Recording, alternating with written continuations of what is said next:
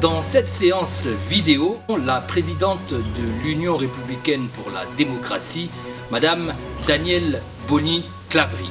Madame la présidente, vous avez décidé de vous adresser dorénavant, grâce aux réseaux sociaux, à vos compatriotes régulièrement.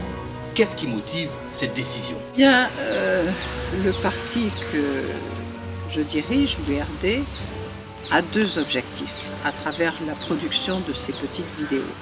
D'abord, bien informer les Ivoiriens, parce que nous voyons qu'il y a un manque de communication, énormément de fausses informations circulent dans les réseaux sociaux, donc il est important qu'ils puissent bénéficier d'une communication qui soit crédible, d'une bonne communication.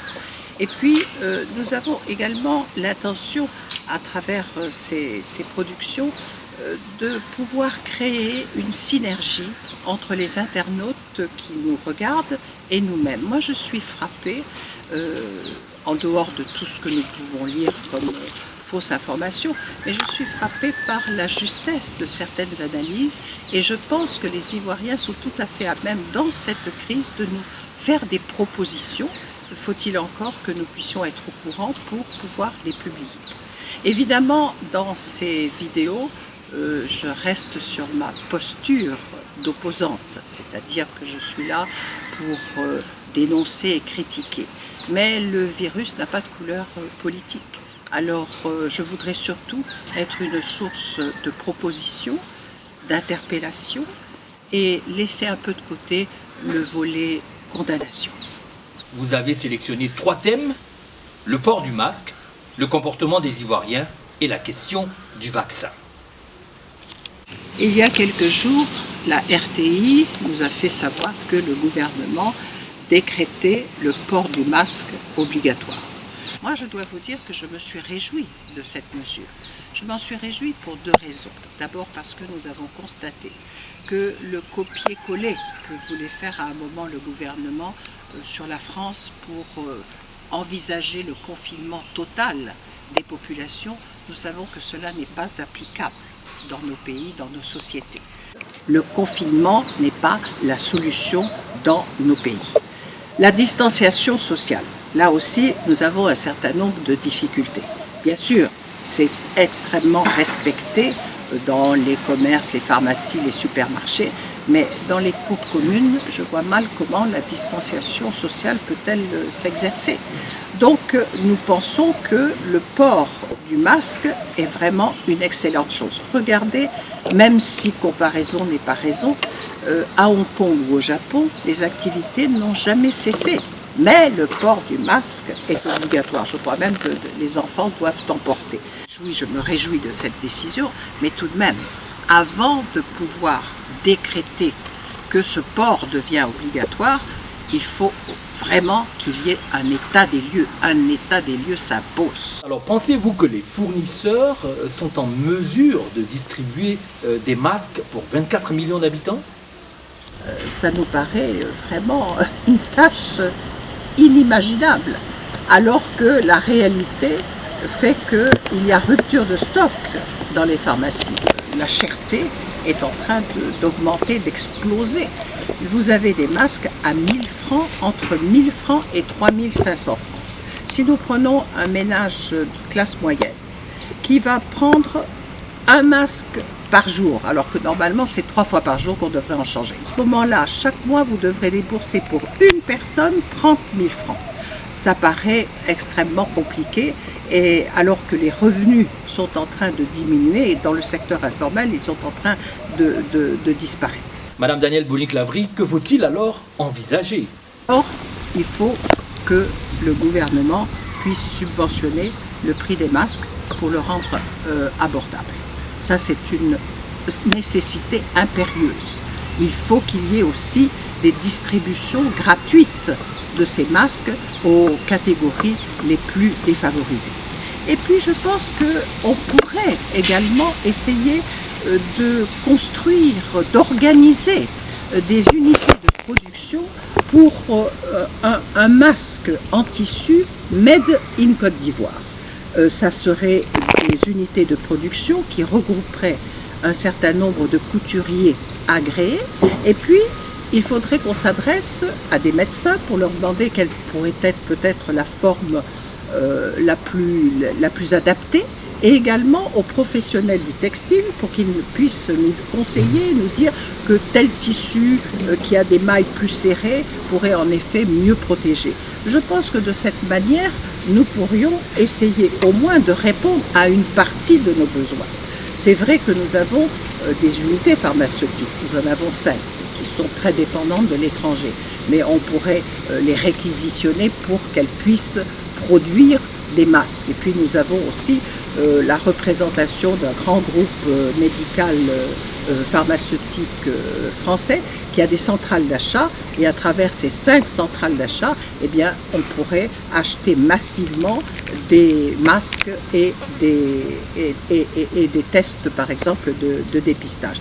Mais j'en reviens toujours en disant il faut que les Ivoiriens s'appliquent, qu'ils soient vraiment eux-mêmes à la recherche de solutions. Il n'y a pas de petites solutions. Donc je pense que l'essentiel pour le gouvernement, c'est surtout dans ce cadre-là de mener des actions concertées et raisonnables. L'actualité récente nous a montré que certains Ivoiriens dérogent aux règles du couvre-feu, nombre d'entre eux demandent des dérogations pour se rendre en province, d'autres cassent des centres de dépistage. Qu'est-ce qui se passe? Que faut-il faire, madame? Bien, moi, je vais mettre un peu à part ce qui s'est passé à Yopougon, et on me parle également de Koumassi. Je crois que là, nous avons le résultat d'une très mauvaise communication. Je suis désolée d'avoir à le dire, mais on voit que les populations n'ont pas du tout été informées. Elles ne savent pas de quoi ils retournent.